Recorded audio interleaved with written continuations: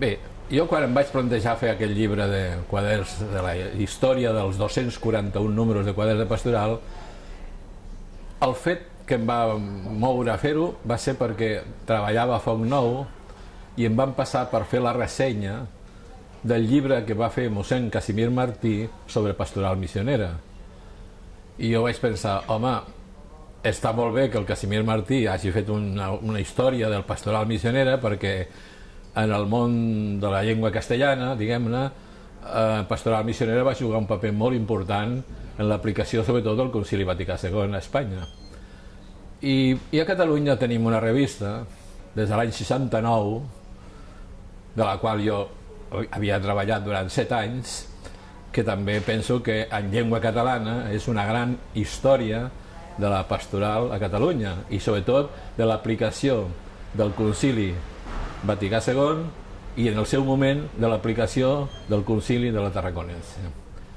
I aquest fet va ser el que em va moure de dir, bueno, doncs per què no faig un estudi de tota la trajectòria de quaderns de pastoral? I em va moure a fer això. Ja havia fet, quan es va publicar el número, quan va fer la revista Quaderns va fer 25 anys, o sigui l'any 94, ja vaig publicar un estudi dels 25 primers anys, diguem-ne, de la revista. Aleshores, jo vaig també demanar al bisbe Torrella, que l'havia fundat ell, igual que havia fundat Pastoral Missionera, curiosament. Va fundar Pastoral Missionera en castellà i va fundar Quaderns de Pastoral en català. Li vaig preguntar al bisbe Torrella que fes una valoració de la revista i em va dir el títol que jo he posat pel meu llibre.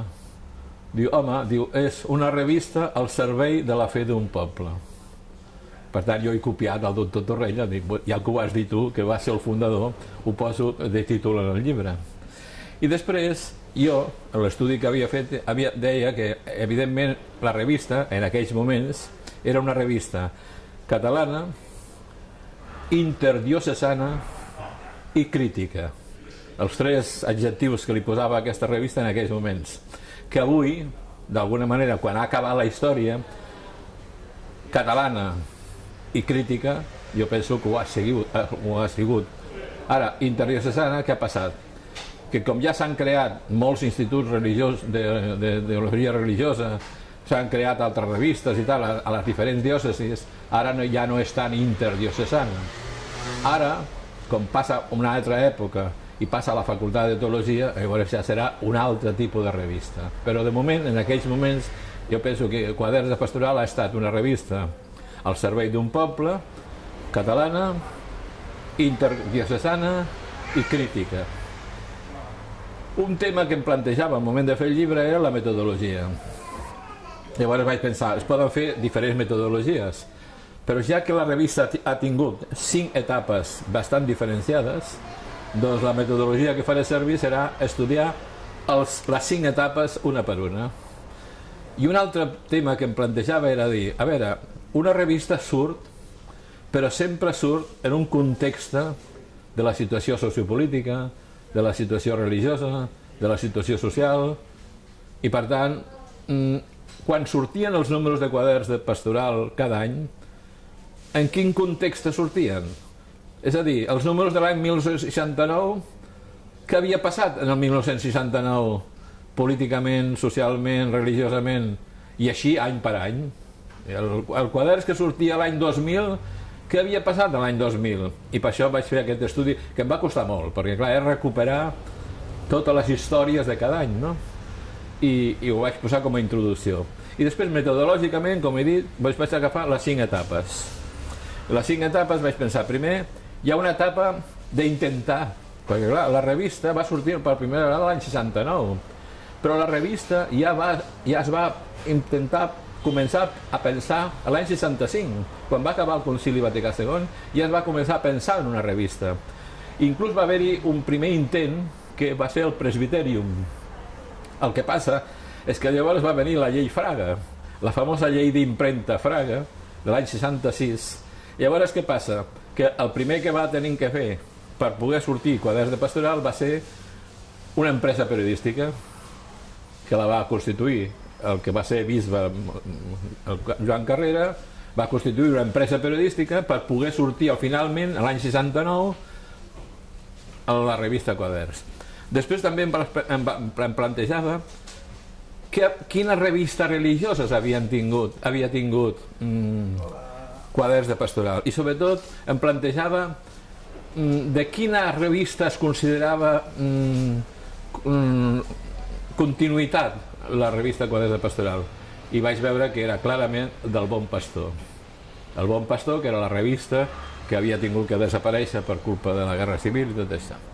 Aleshores, a partir d'aquí, les 4 etapes diferents, ja a partir dels antecedents, eren clares. La primera etapa, més conflictiva, la més conflictiva pels anys que va ser, del 69 al 75, i la va dirigir, van buscar per dirigir-la un home que, a veure si no es ficaven massa amb ell, un mossèn de Manresa, de Vic, de la diòcesi de Vic, era un lletraferit, no era periodista, però era una manera de dir, bueno, com tu ets un lletraferit, et posem el teu nom, i totes les multes i les... ja t'apanyaràs. I el pobre va patir 2 segrestaments, la revista va tenir 2 segrestaments, va tenir moltes multes, i el pobre Josep Junyent, que era el mossèn, el director, a pagar i a anar a tribunals. Acaba l'any 75, el mossèn Junyent, i ja comença l'etapa del Totosaus, que és l'etapa, a vegades, més llarga, del 75 al 94. El 94, aquí hi ha moltes interpretacions de per què fusellen del CEP al Valles i al Totosaus, i posen un equip, mossèn Francesc Pardo, el qual em coneixia a mi, i ell diu, jo només accepto ser director del CEP si el Manel Simó ve amb mi. I el bisbe, que a mi no em coneixia pràcticament, el bisbe Carles, l'arquebisbe, traga, i diu, bueno, com jo vull que sigui el Pardo, doncs ha d'anar el Manel. I el Manel i el Pardo, doncs jo estic 7 anys com a secretari del CEP i com a director, pràcticament redactor en cap o director de Quaderns. Però l'any 94 jo els dic, fins aquí he arribat. No, perdó, l'any 94, l'any 2006 els dic jo, fins aquí he arribat.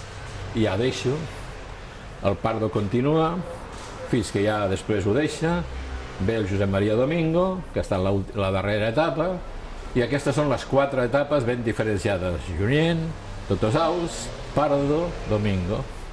I aquí anem fent.